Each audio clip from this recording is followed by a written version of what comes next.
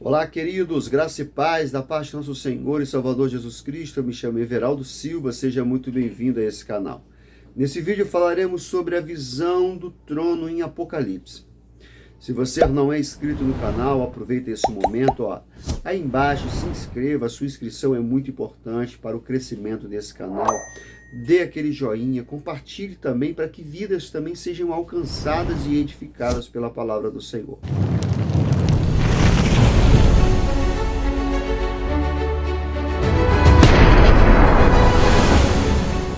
Visão do trono de Deus em Apocalipse.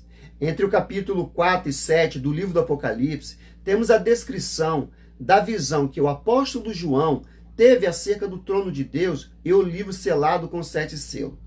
Os capítulos 4 e 7 representam a segunda sessão do livro do Apocalipse. Enquanto na primeira sessão, o capítulo 1 ou 3, João tem a visão de Cristo no meio de sua igreja e como ele a conhece profundamente, tratando de seus problemas, protegendo, prometendo a vitória.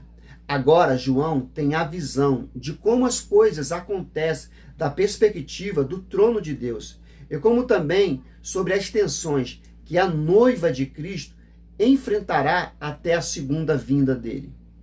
Essa sessão, do capítulo 4 ao 7, descreve todo o período entre a primeira e a segunda vinda de Cristo e faz referência direta ao juízo final, com a condenação dos ímpios e a grande alegria dos salvos. Nesse vídeo, vamos nos concentrar apenas na visão sobre o trono de Deus e o Cordeiro exaltado.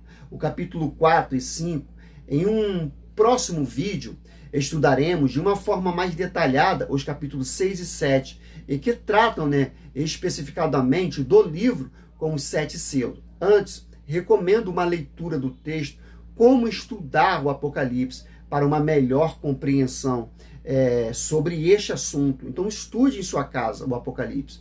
A visão do trono de Deus no livro do Apocalipse, o capítulo 4, encontramos o apóstolo João sendo convidado a subir ao céu para que ele pudesse ver o que deve acontecer. Imediatamente, João se achou em espírito. Ou seja, ele não subiu ao céu fisicamente, nem mesmo viu e ouviu essas coisas com seus olhos e ouvidos carnais. Precisa se atentar nisso. Ninguém suportaria ver o que João viu em corpo, falando de corpo humano. Portanto, ele teve uma visão importantíssima e precisamos considerar o simbolismo presente nesta visão que João teve, pois se não for assim, o texto ficará impossível de se compreender. Então João viu um trono no céu. O trono significa autoridade, domínio, poder e honra. Aqui começa a ficar claro a expressão, o que deve acontecer. João contempla, que nada acontece por acaso, que a história não está sem controle. Ou seja, ao contrário, há um trono no céu que controla todas as coisas. Nele, o Criador, o Deus Todo-Poderoso, governa o universo e conduz a história segundo os seus propósitos. Continuando, a visão, sobre a visão. João vê que Deus está assentado sobre o trono. Lembra-se que o livro foi primariamente escrito às 7 igrejas da Ásia Menor, cujos cristãos enfrentavam duras perseguições. A saber que Deus estar assentado sobre o trono é certamente reconfortante para as 7 igrejas, e falando espiritualmente, tá? E representa, que representa todas as igrejas de todas as épocas. Portanto, esse consolo também é para nós, porque o nosso Deus governa tudo, e saber que ele estará sentado, João não consegue descrever primariamente Deus, mas ele descreve o seu resplendor e majestade, destacando 2 de seus atributos. Ele diz que o que viu é semelhante à pedra de jaspe, ou no original algo como diamante branco, e translúcido, né? É a pedra, e a pedra de sindônico também que ele vê. A pedra branca, pura e cristalina representa a santidade de Deus. Já sindônico e vermelho, o vermelho vivo, é representado o quê? O juízo de Deus. Assim, Deus é santo e é justo.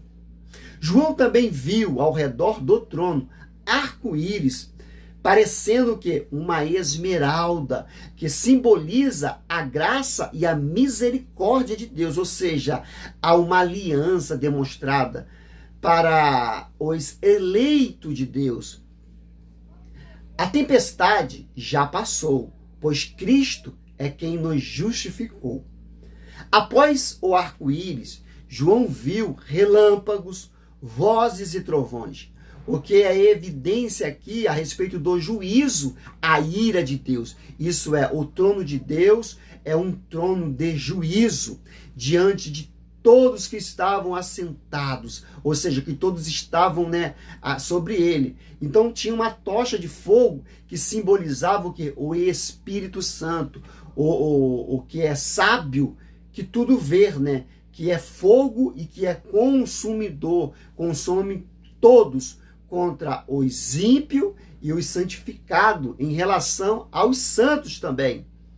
Nota que o arco-íris é visto antes do relâmpago. Vozes e trovões, isso quer dizer que a graça antecede o julgamento. Deus derrama a sua misericórdia, mas também derrama a sua ira em juízo. Aqueles que rejeitam a graça de Deus não poderão escapar da justiça dele.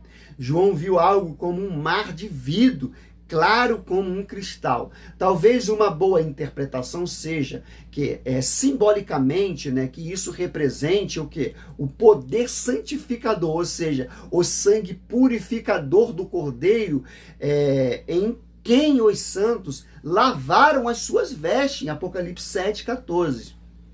Os 24 anciões, os 24 tronos e os 24 anciões. João viu 24 tronos e assentados nele 24 anciões. Alguns sugerem que os 24 anciões são seres celestiais, anjos. Outras interpretações também, ela defende que os 24 anciões representam o povo fiel de Deus, a igreja em sua totalidade, representada diante de Deus, ou seja, a igreja do Antigo Testamento, 12 patriarcas, e a igreja do Novo Testamento, 12 apóstolos. Penso que essa seja a melhor interpretação, queridos. Perceba que os anciões estão vestidos de roupas brancas, que demonstram, né, a justificação. Então, eles estão sentados em tronos para reinar e julgar e possuírem coroas de ouro, que representam, né, a posição de honra e privilégio. Isso é, os vencedores são coroados lá em Apocalipse 2:10. Tudo isso está de acordo com as passagens bíblicas que afirmam que os eleitos de Deus são reis e sacerdotes.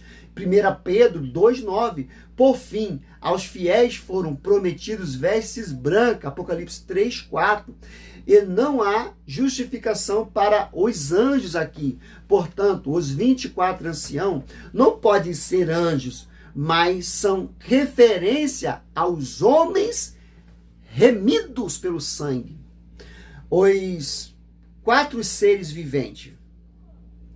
João viu 4 seres viventes no meio e ao redor do trono, coberto os seus olhos.